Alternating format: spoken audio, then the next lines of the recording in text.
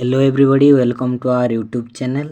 तो आज होची 29 तारीख जो माने पोस्ट मैट्रिक स्कॉलरशिप अप्लाई करिनो से माने जल्दी करनियंतु। लास्ट डेट आपण मान देख पारते 31 तारीख रे होची। तो तोरे ए स्कॉलरशिप एक्सटेंडेड एइतिला तो तोरे अब सेमती माने नहीं आउ तोरे भी यही पारे न यही पारे किंतु तो एटलिस्ट तोरे टे एक्सटेंडेड निहाती होता है।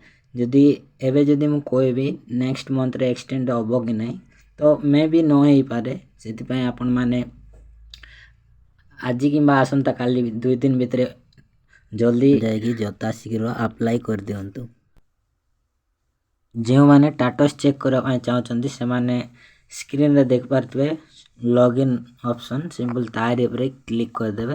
या पर क्लिक करला पर स्टूडेंट लॉगिन रो गोटे ऑप्शन आसीबो पास सिंपल तार ऊपर आपण क्लिक करबे स्टूडेंट लॉगिन तापर ए टाइप रो ऑप्शन रहइबो। पास जो ऑप्शन रहिछि गोटे बॉक्स सिंपल सेठी आपण निजेर आधार नंबर दे देबे पासवर्ड तापर ए कैप्चा को ए बॉक्स रे फिलअप कर देबे तापर साइन इन करके आपण ओपन कर पारबे। जदि आपण पासवर्ड जाननांती ताइले भी कौन करबे ना फॉरगॉट पासवर्ड सिंपल एयर ऊपर क्लिक करबे।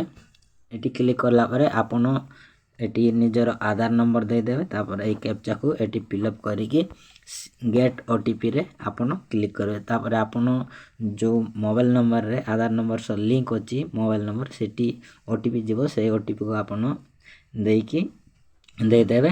दे देला परे आउ तरे आपण पासवर्ड सेट कर देबे। ठीक अछि मु वर्तमान पास एटी आपण सब किछि फिलअप कर सारला परे कैप्चा को फिलअप कर देबे।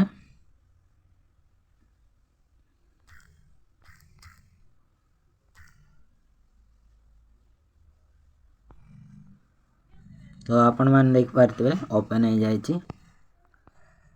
तळ को टिके देबे। एटी जो स्टेटस लेखा होछि एटी व्यू स्टेटस सिंपल तार ऊपर आपण क्लिक करबे।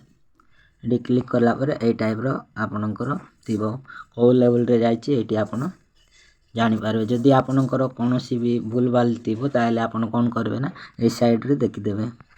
ठीक अछि ए रिमार्क जगह रे आपणकर लेखा थिबो कोन पाई तो आपणकर जो स्कॉलरशिप ता रिवर्टेड किंबा जहा भी हेछि आपण ए साइड रे जानि पारबे। आउ तरे आपण रीअप्लाई भी करि पारबे।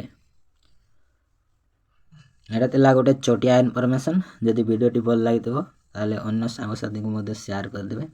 Thank you.